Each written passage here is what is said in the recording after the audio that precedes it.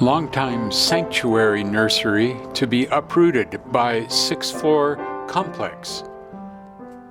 On Thanksgiving, many of us will gather with family and friends to share a cornucopia of cuisine, including garden greens and other symbols of nature's bounty.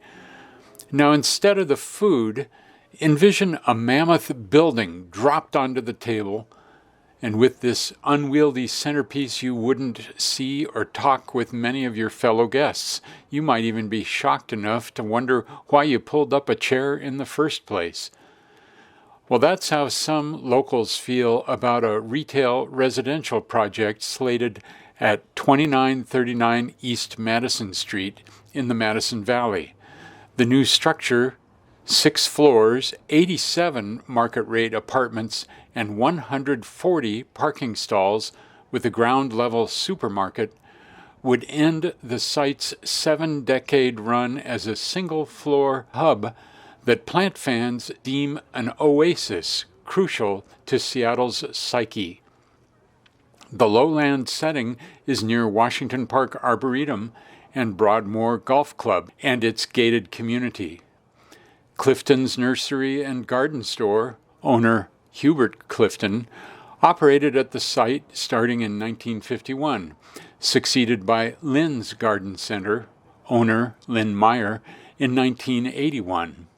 City People's Garden Center took over in 1988.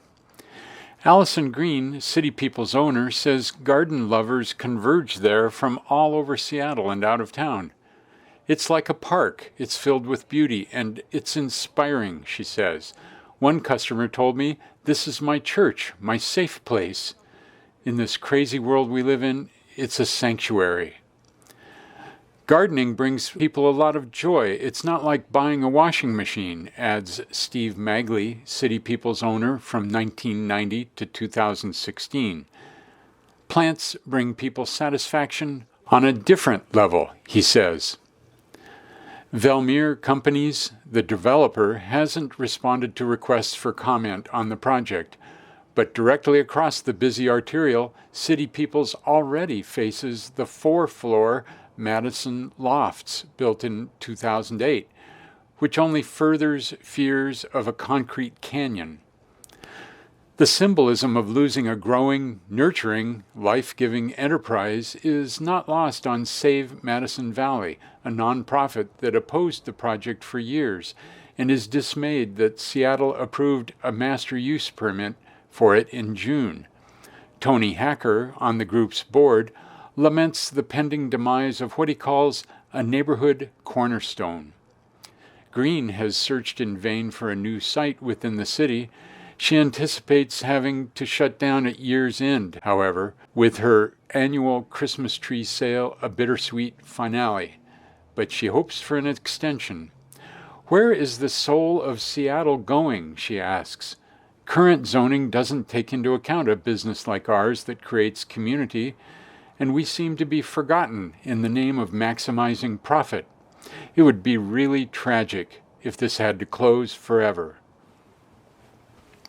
In our first then, looking southeast, this 1958 view of 2939 Madison Street shows Clifton's Nursery and Garden Store. State records indicate that no building stood here before that year, but 2 mid-1970s newspaper articles reported that owner Hubert Clifton had operated his business there since 1951. In our second then, this snapshot captures the 1988 transition between Lynn's Garden Center and City People's Garden Store. Today, from right, owner Allison Green, former owner Steve Magley, and Save Madison Valley board member Tony Hacker join longtime staff and supporters of City People's Garden Store in recreating the 1958 view of this nursery site. The rest of those pictured, from right, are Kate Allen, Roland Hebert, Vivian Ayers, Ann Wyman, Ann Janice, Beth Farrow, Jeff Hedgepeth, Sarah Trethaway, Maya Zagaris, Heather Cullen Knapp, Kyra Butzel, Susan Denning, Rose Palmer Meese, Myraid Galloway, Bob Horan, Doug McDonnell, Tristan Saland, Elizabeth Donahue, Jody Jakes, John Victor, Lisa Crabtree, Kathleen Glassman, Deb Woodland, Jordan Colvard, Dee Wyman, Virginia Wyman, and Eva Jensen. Also today, through the entry of the City People's Nursery and across Madison Street, stands 4-floor Madison Lofts, built in 2008. And again today, Jody Jakes peruses the City People's Garden Store Nursery.